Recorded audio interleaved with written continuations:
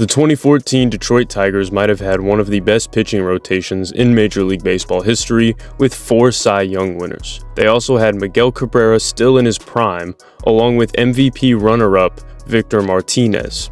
This entire roster was stacked, possibly even better than the 2012 team that went all the way to the World Series. So how did this team not win a World Series? First, we need to talk about the players and coaches who would not return to the Tigers after 2013. Jim Leyland would step down from being manager and move into the front office as a special assistant. Brad Ausmus would be hired as the Tigers' new manager. And while Brad Ausmus is a good manager, he's nowhere near the level of a Jim Leyland. Losing a figure like that is a big deal. They also had some pretty good players leaving free agency. Johnny Peralta, a 2-time All-Star with the Tigers, would sign with the Cardinals. Omar Infante, who had a .318 batting average in 2013, would leave for Kansas City. But the biggest departure of them all would be a trade with the Texas Rangers, sending Prince Fielder in exchange for Ian Kinsler.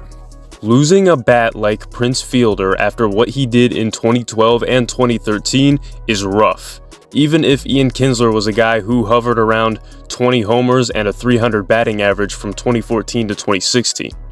Even with that kind of production, it's just not Prince Fielder. So this team did have some pretty big changes going into the 2014 season, and coming off a 2013 postseason that ended with the Tigers still hungry for another shot at a World Series. The Tigers would start off this season in style with a walk-off win against the Royals. You might be wondering who hit the walk-off single to win the game. I mean, you had a starting lineup that had 7 players who were named to an All-Star team at one point in their career, plus Don Kelly. But it wasn't any of them. It was Alex Gonzalez, who would play just 9 games the whole year.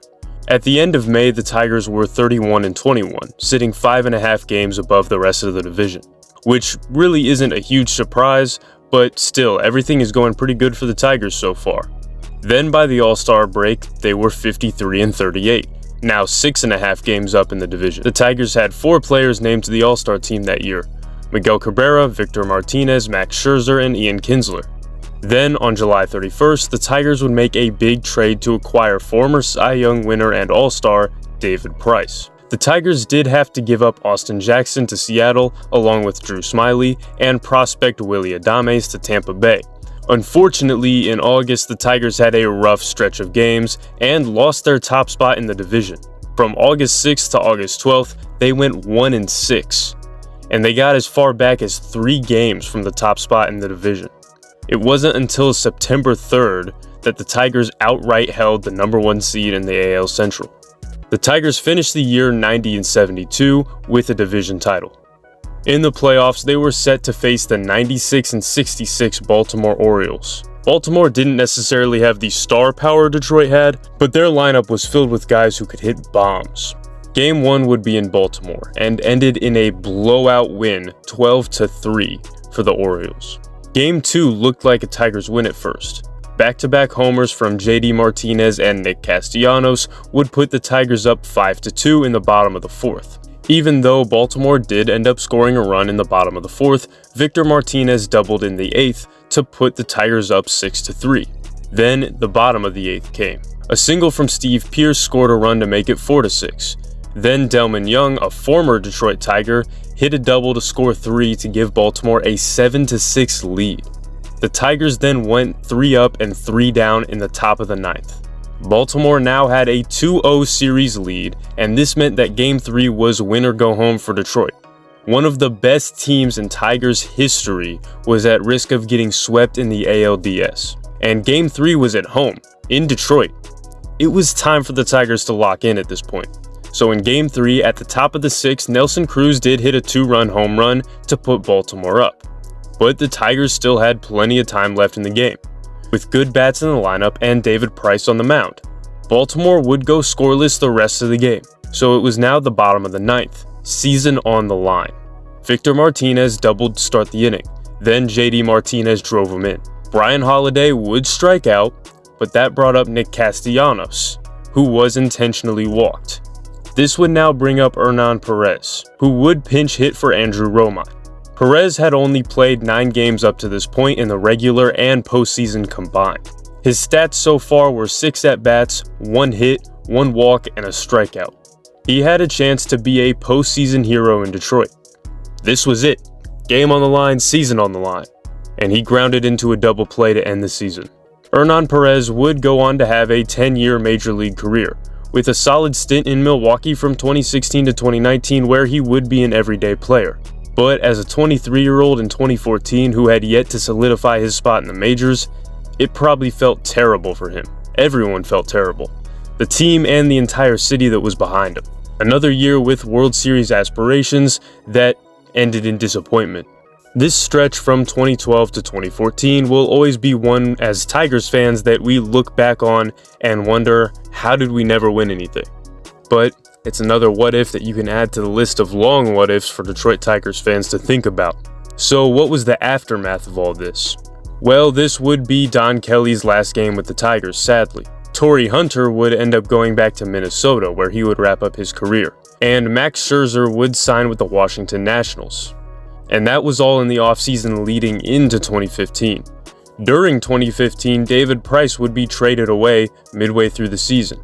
A season where the Tigers went 74-87. Dave Dombrowski would then be released in August, and the Tigers appointed Al Avila. Yeah, that move didn't go so well. Piece by piece, this roster would be disassembled as the Tigers went into a long and painful rebuild. Alex Avila would leave in free agency in 2016, Ian Kinsler would be traded away in 2017, Andrew Romine would be waived in 2017, JD Martinez would be traded in 2017, Victor Martinez would retire with the Tigers in 2018, so that one wasn't as painful, and Nick Castellanos would be traded in 2019. As for that great pitching staff, every single starter would go on to win a World Series, none of them with the Tigers. The final piece of that rotation would be Anibal Sanchez. Verlander was there, but he was traded in the middle of 2017. So Sanchez would be that last piece and wasn't gone until he signed with the Twins in February of 2018.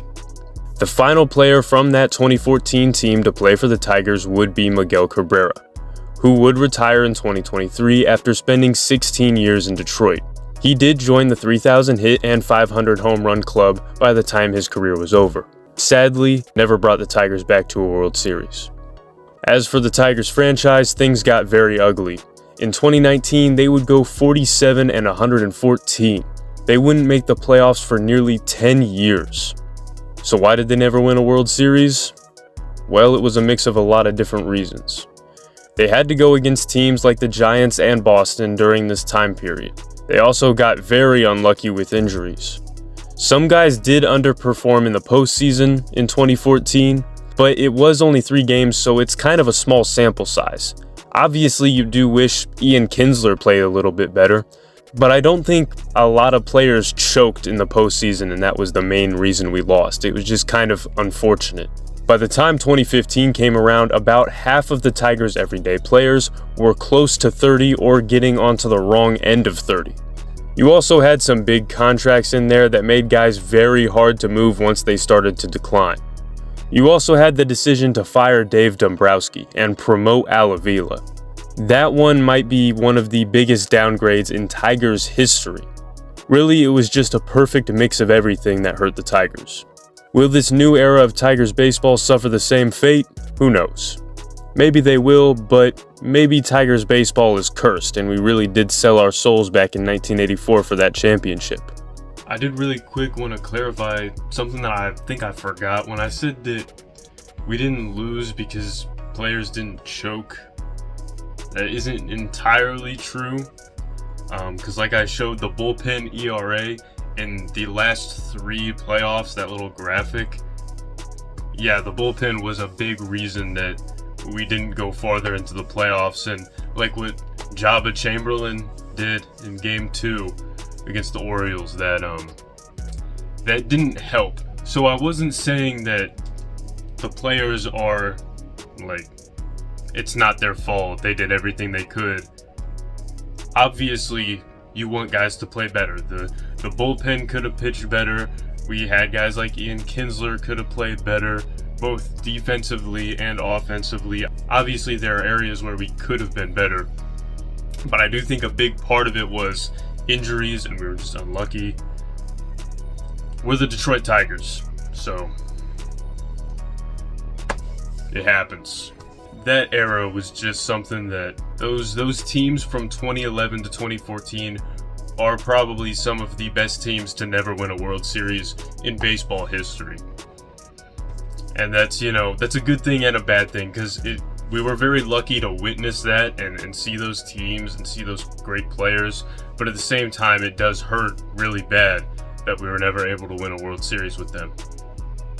And who knows what's going to happen with this new up-and-coming group of really young guys that we have, and who's going to pan out, who's not. We're going to have all new types of drama. I mean, we already have the Tarek Skubal stuff going on. Are we going to bring him back? Are we actually going to pay him money? The man got a triple crown. It's not that difficult. Just pay him his money. He's worth it. Like, okay, whatever. While this video was very negative, I didn't mean it to be negative. I just kind of wanted to reflect back on what happened with that 2014 team and just how crazy it was, how much talent that team had, not just in the pitching rotation, but also when it came to position players. Just how talented that roster was. When it comes to position players, 2011, 2012, 2013, I think we were a bit more talented, but that was definitely the best complete team that we had in that stretch. I mean, it's definitely debatable. 2014 was probably the best out of all those teams that we assembled. But anyways, I'm Limitless Bulls. I'll see y'all next time. But you get the mix right, nigga, put it in the blender. Hell yeah, I'm Wingstop. Bitch, I'm feeling chicken tender. It's like the beef with energy and water like Kimber. Hey, turning, looking like dinner. It's like I got the bag, boy or girl.